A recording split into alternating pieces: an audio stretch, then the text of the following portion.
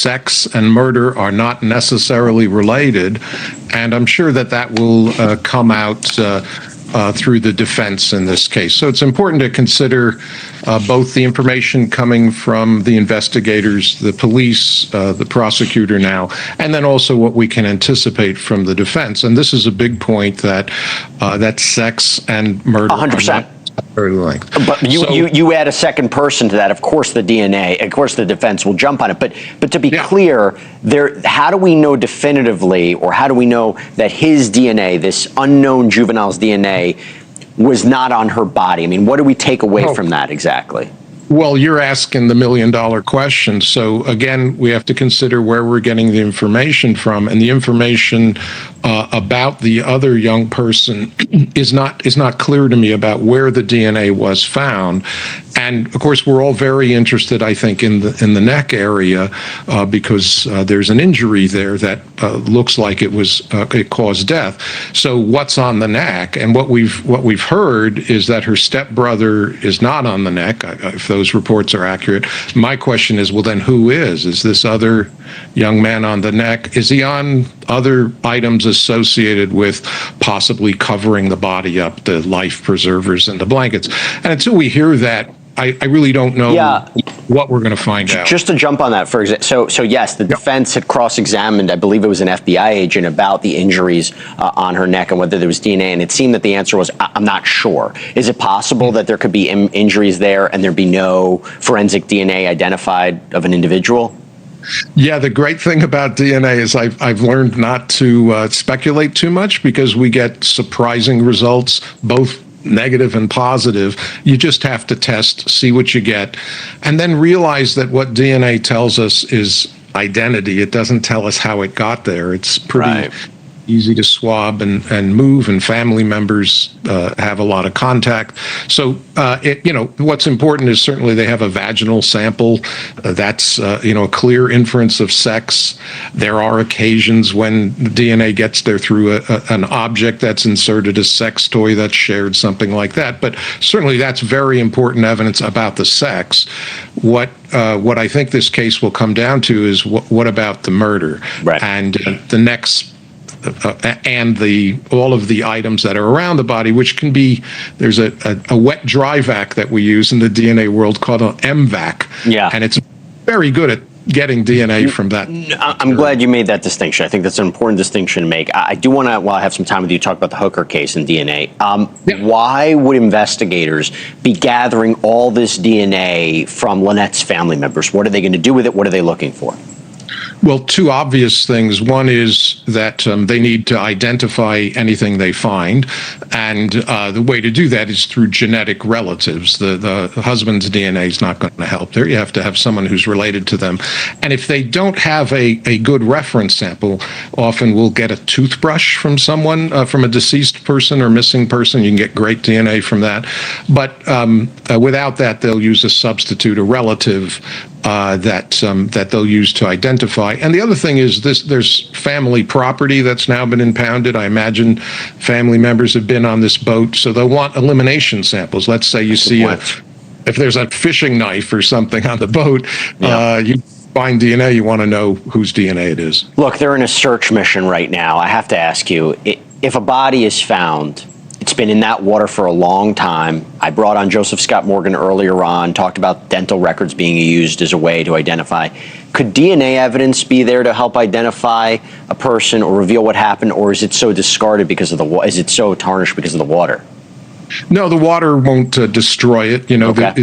There's plenty of animal life that will perhaps attack a body for food, and so there might be small material left. But if it's bone, hair, teeth, anything, very small amounts, a positive identification won't be difficult. And the bones can weather the water quite well, and the hair as well.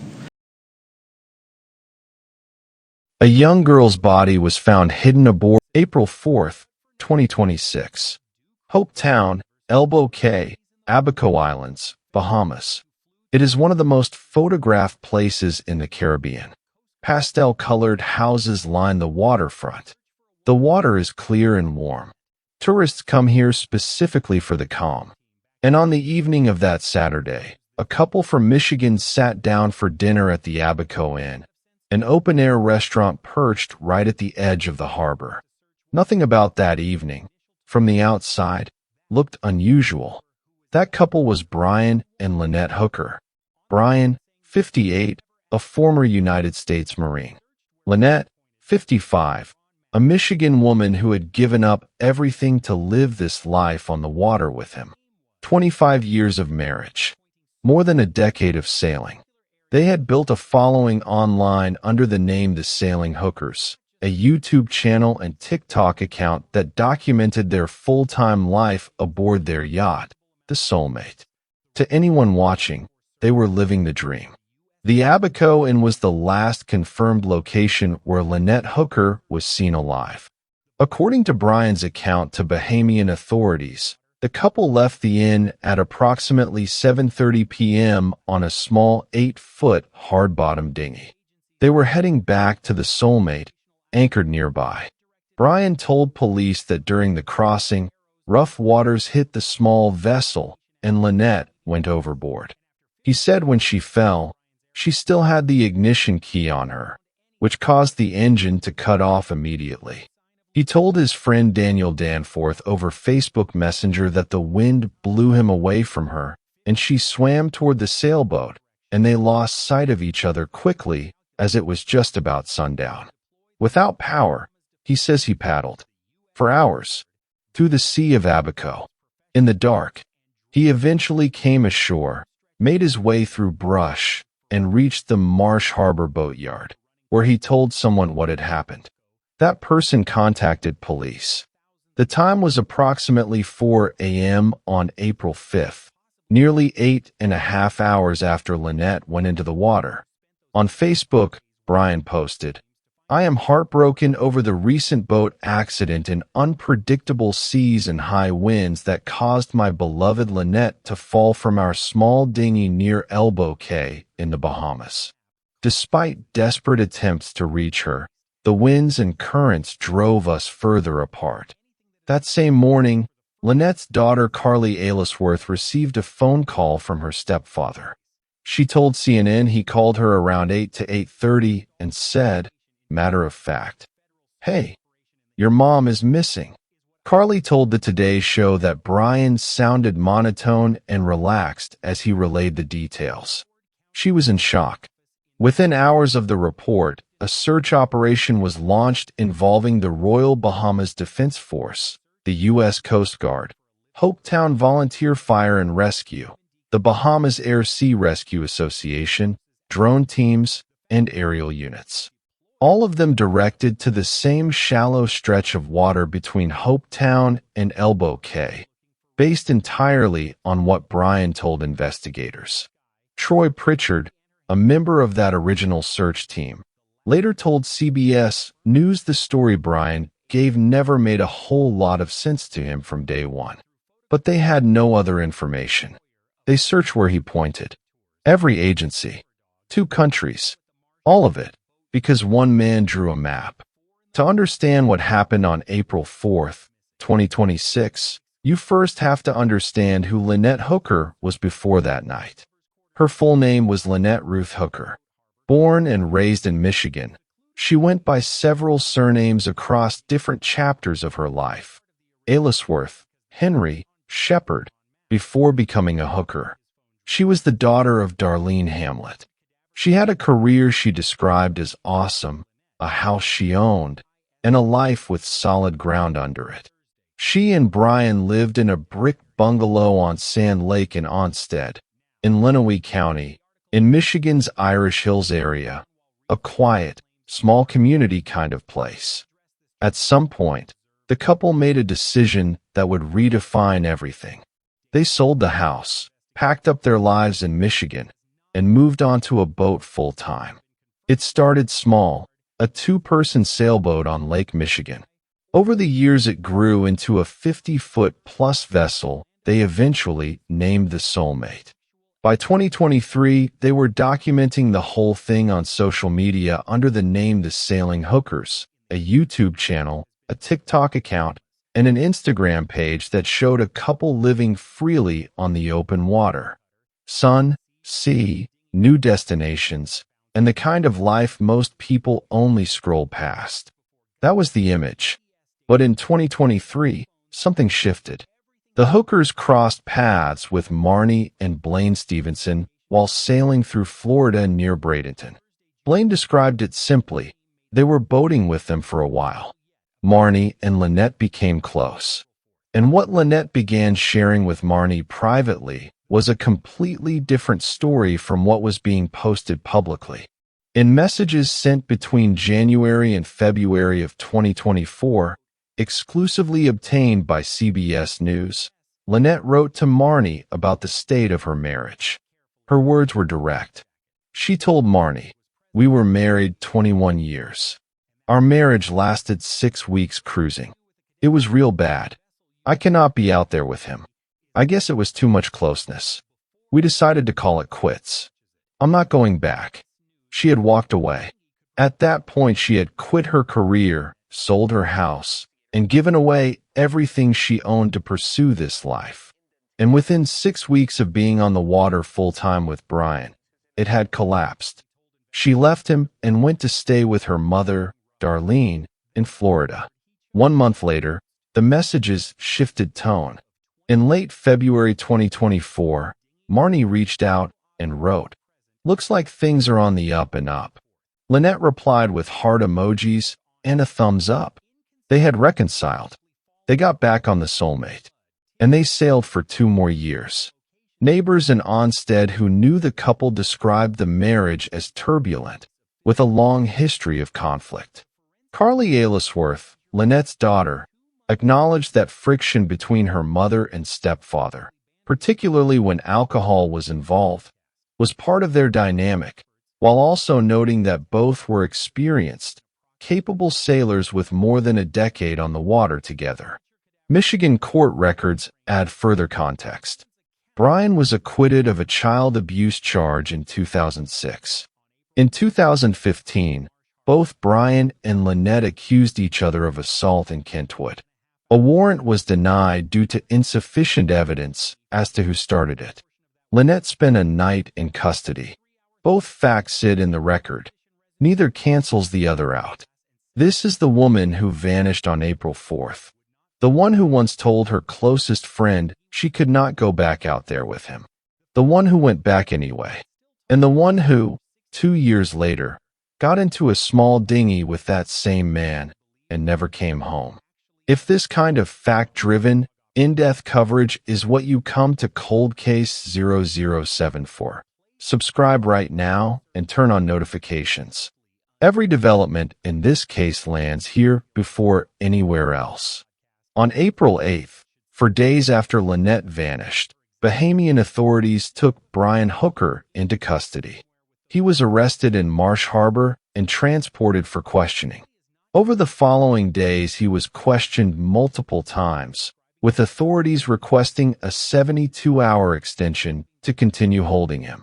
His attorney, Terrell Butler, told reporters that Brian had been cooperating fully and categorically denied any wrongdoing.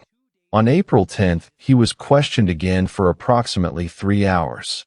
3 days later, on April 13th, the Royal Bahamas Police Force released him.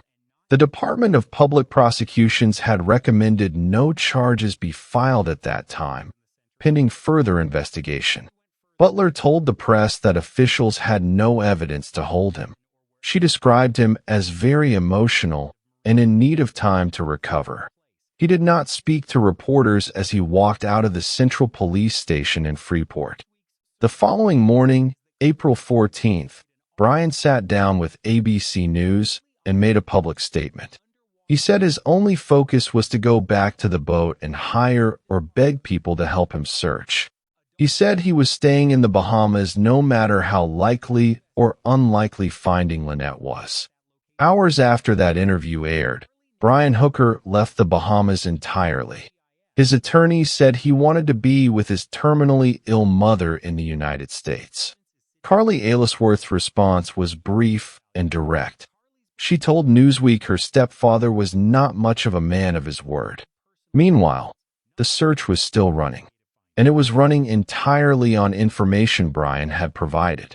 3 days after Lynette disappeared, on April 7th, Brian had called Blaine Stevenson in a conversation that lasted approximately 40 minutes.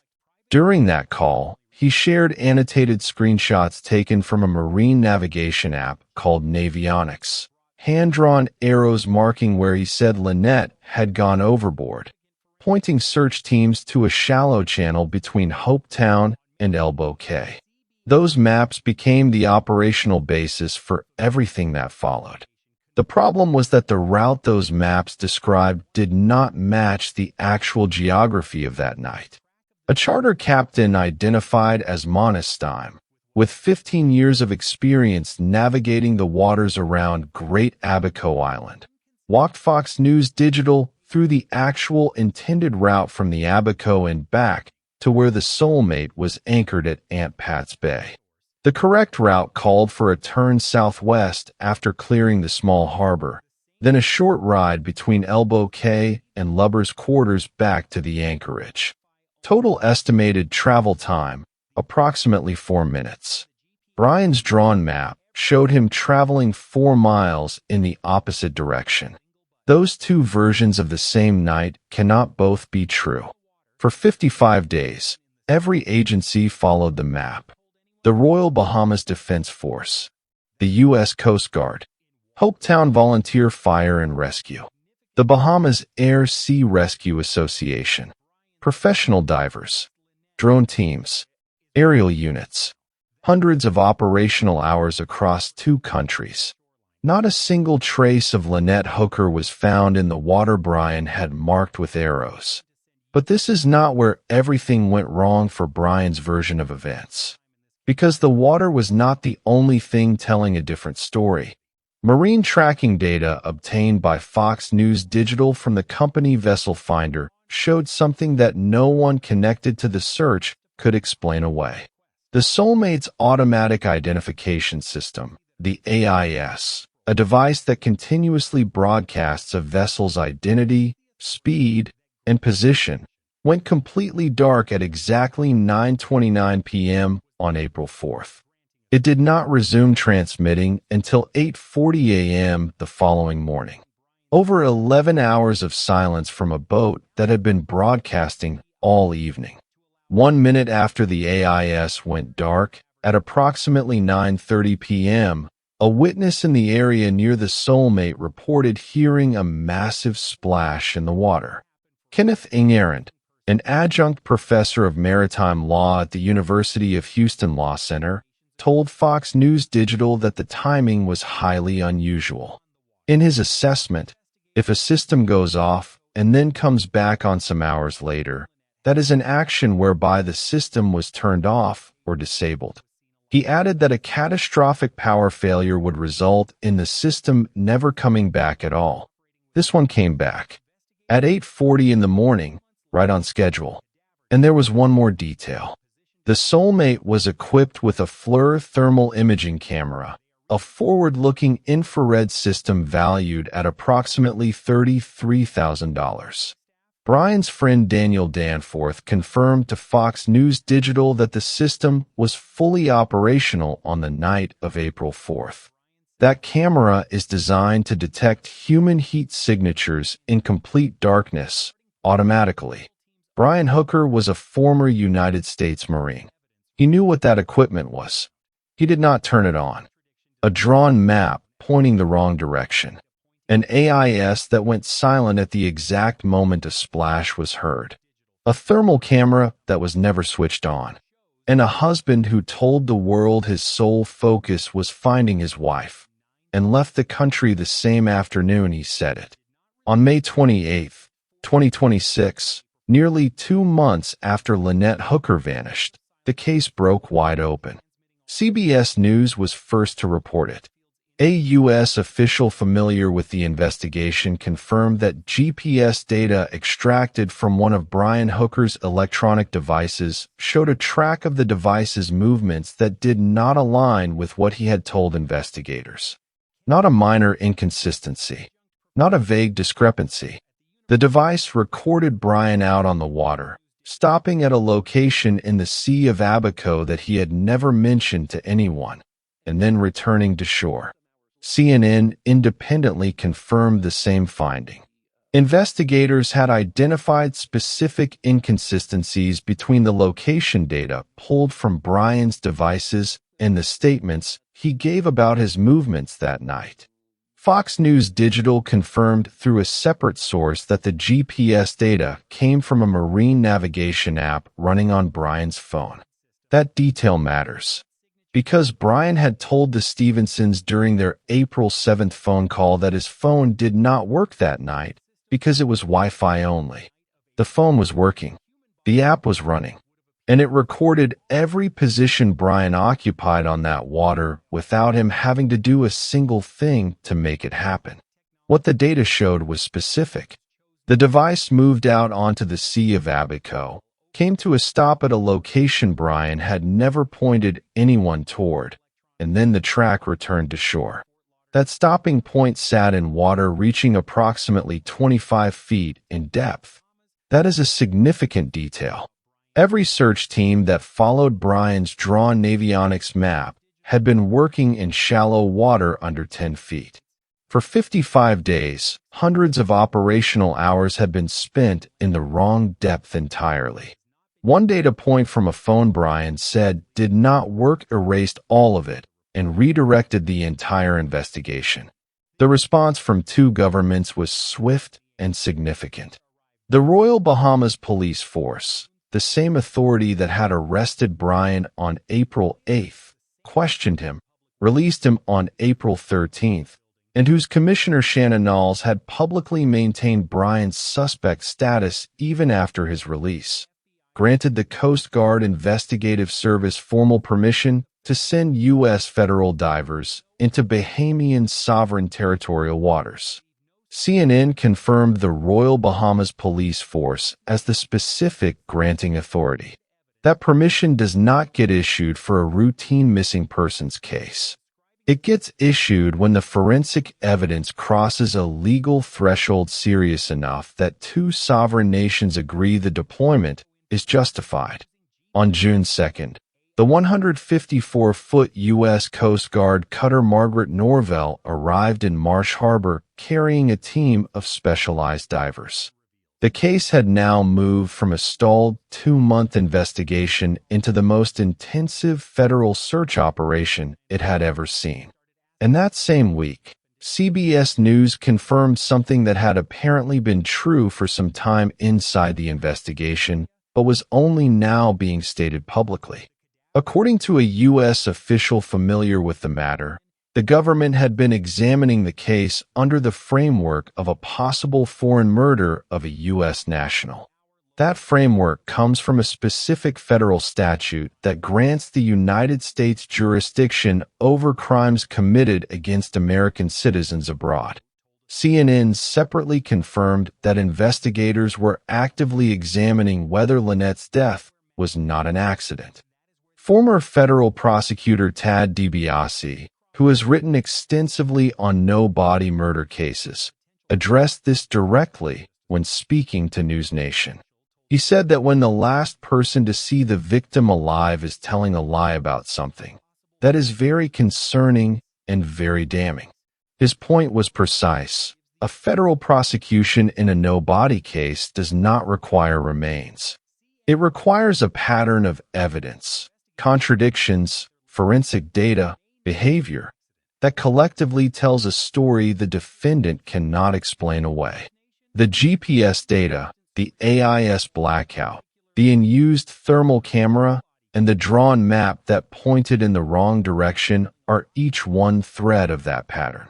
Former FBI special agent and Fox News contributor Nicole Parker described the federal team's approach with equal clarity. She said investigators would backtrack to the last confirmed moment Lynette was seen alive, based on hard evidence, and then move forward from there. Not from Brian's account, from the evidence itself. This case is moving toward a conclusion, and when it does, Cold Case 007 will have the full breakdown ready. Subscribe now so you are not the last to know. June 3rd, 2026. The morning after the Coast Guard cutter Margaret Norvell anchored off the coast of Elbow Cay, a very specific team arrived on the ground in Hopetown. Maggie is a cadaver dog assigned to the Broward County Sheriff's Office in Florida.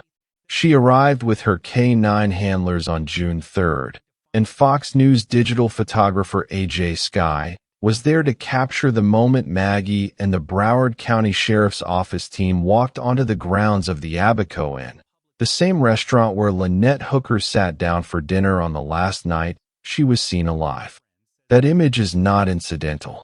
The federal team does not deploy a cadaver dog to a restaurant because they think someone got lost at sea. Maggie is not trained to find living people.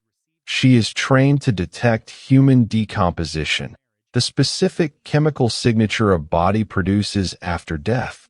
Bringing her to the Abaco Inn was a signal about what the federal team believes happened and where the trail of that night begins. NBC Chicago confirmed through Captain A. Hoyer of Abaco Executive Tours that cadaver dogs were also working the Marsh Harbor boatyard, the exact location where Brian arrived at 4 a.m. on April 5th and reported his wife missing. 2 locations, both tied directly to Brian's own account of that night, both now worked by a dog trained to detect death. The new search areas expanded well beyond anything Brian had ever pointed anyone toward. Kai's divers entered the Sea of Abaco and worked the 25-foot depth area identified through the GPS data. Simultaneously, search teams moved northwest of Lubbers Quarters Cay and toward an abandoned harbor close to Marsh Harbor, secluded locations that can be reached by an 8-foot dinghy at night, that were never part of the original search because they were never on Brian's drawn map. They were on the map his phone drew. Then came June 4th. And this is where the physical evidence layer of this case shifted entirely. Kai's seized the 8-foot dinghy, the only object confirmed to have been present at whatever happened on the night of April 4th. CBS News captured the moment it was taken by a tender boat back to the Coast Guard cutter. A Kai's investigator was seen aboard the vessel, surveying it carefully, holding up a life jacket. Maggie was present at the seizure. That is standard protocol. The first thing you do with a cadaver dog and a vessel you suspect carried a body is let the dog work it before any other forensic tool makes contact.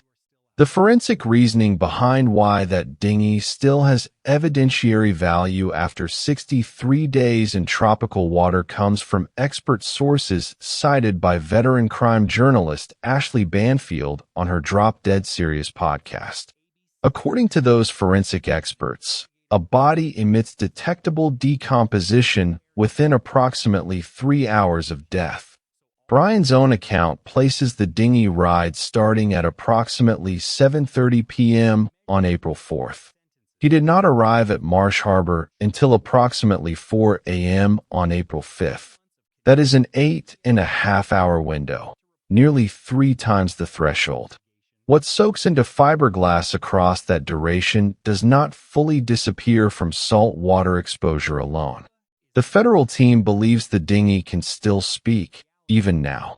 While Maggie worked the shoreline and the divers worked the water, an ROV, a remotely operated underwater vehicle equipped with cameras, was deployed into the water at an abandoned harbor near Marsh Harbor. That location connects directly to something Carly Aylesworth had stated publicly. On Ashley Banfield's podcast, Carly said she believed her mother may be in the water weighed down with missing scuba weights. The equipment timeline behind that statement is specific and verifiable. The couple's last TikTok post before Lynette disappeared showed them traveling to Great Guana Cay, where scuba tanks were filled. No diving took place on April 3rd or April 4th. If weights from Lynette's scuba belt are unaccounted for, the question of where they went sits at the center of this investigation. Carly also named a demolished marina on the podcast as a location where she felt her mother might be.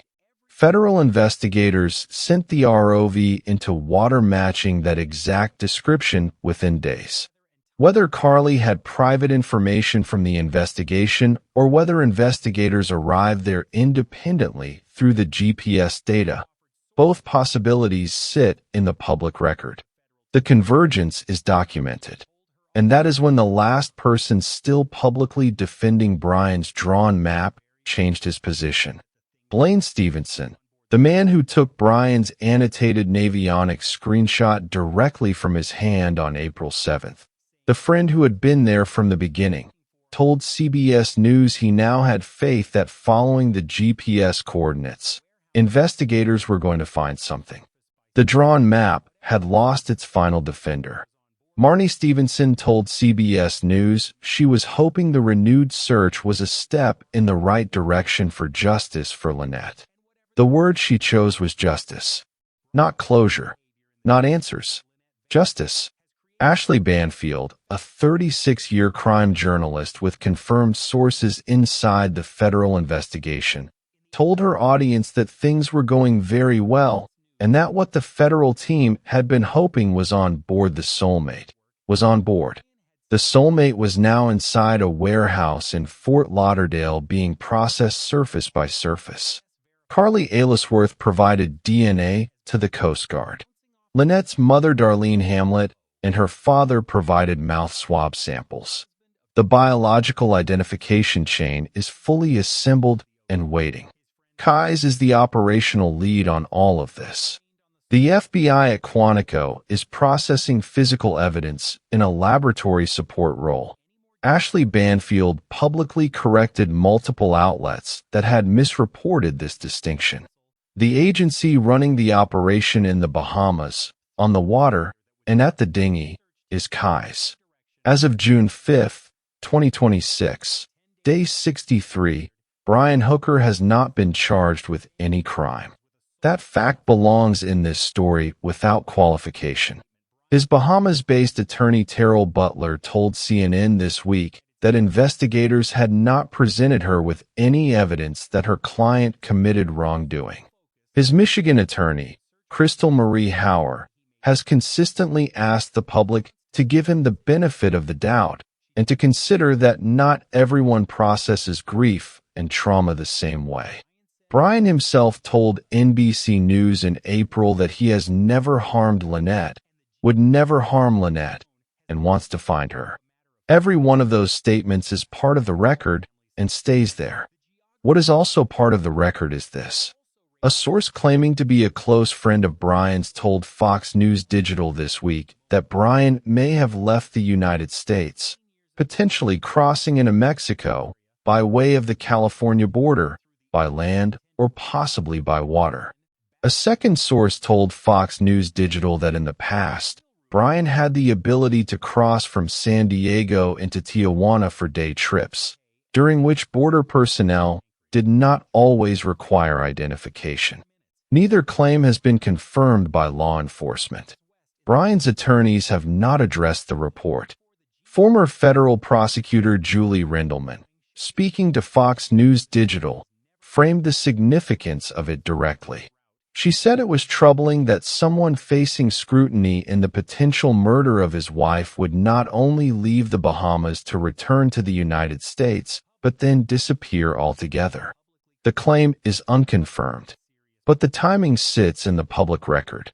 The GPS contradiction broke May 28th. The cutter arrived June 2nd. Maggie arrived June 3rd.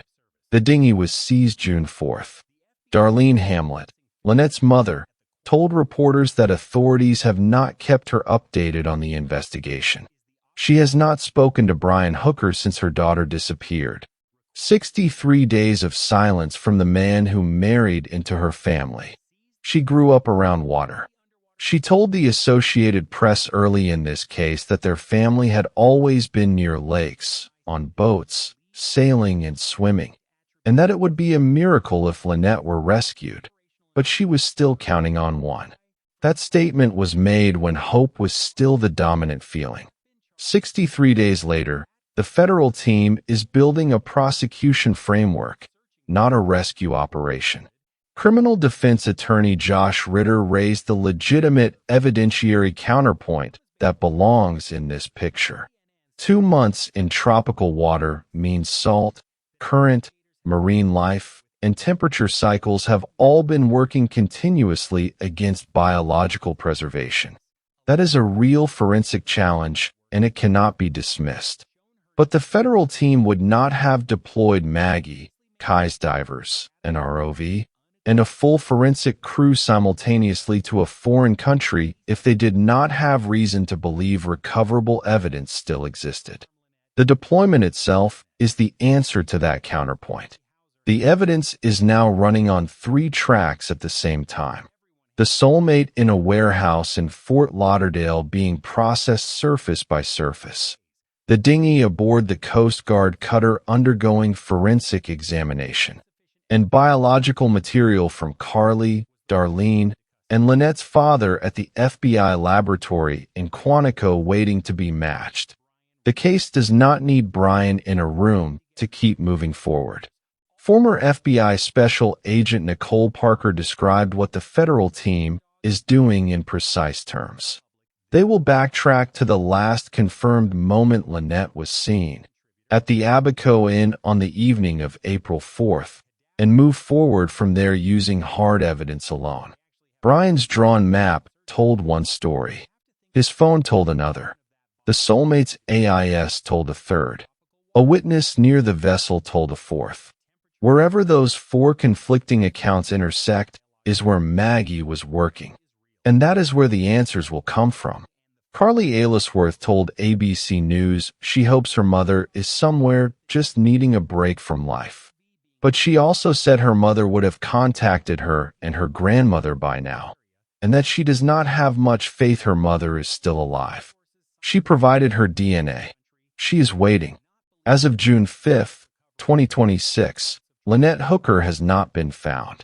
No remains have been confirmed by Kai's, the Coast Guard, the FBI, or any official source. What has happened is that the most advanced federal operation in the history of this case is now active and moving forward, guided entirely by evidence that Brian Hooker's own phone produced. Lynette gave up her career, her home, and everything she had built to live this life on the water.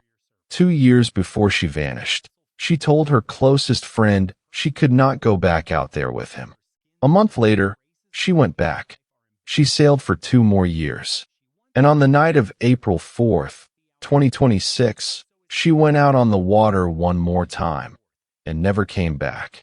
When the federal team announces what this operation produced, and that announcement is coming, Cold Case 007 will have the full breakdown. Subscribe now, hit the bell, drop your location in the comments below, and share this video. Lynette Hooker deserves to be found, and her story deserves to be heard by as many people as possible.